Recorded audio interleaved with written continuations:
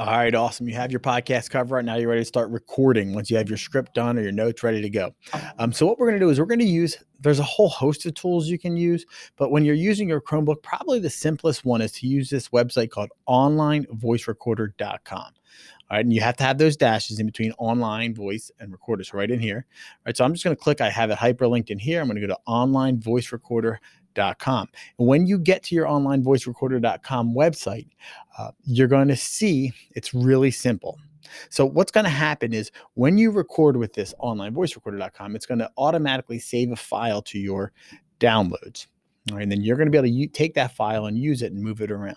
So let's take a look. I'm going to move myself up here for a little bit, maybe. Yeah, move myself up here. Let's take a look here.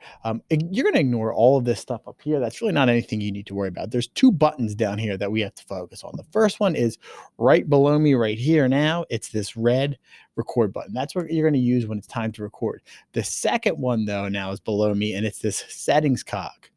All right, so if you are using any sort of external microphone, if you have a USB mic you're going to plug in, if you have your headphones with a microphone on there, they work great.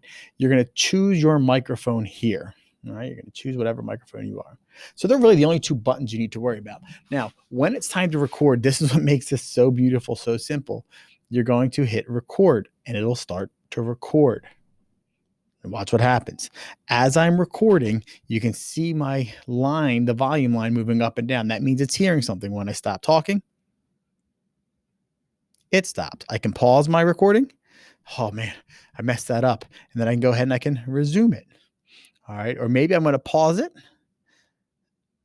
resume it again. All right. So once I'm done with my recording, I'm simply going to hit this stop and it's going to stop recording.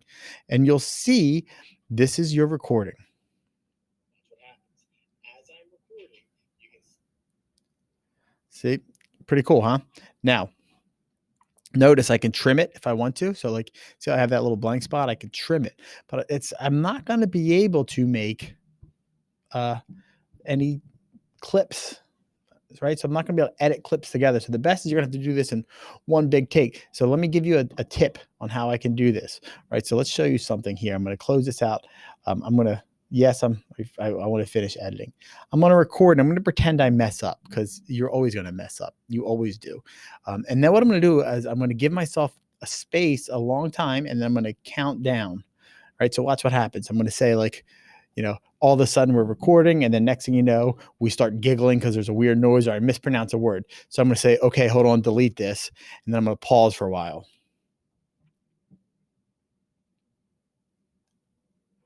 3, 2, 1, and then start recording. Now notice I did 3, 2, 1 so I can see those blips. And I know this is where I'm going to start my recording again. So if you mess up, that's how I would go about editing it. All right, so I'm going to pause it. So now we have our sound clip, right?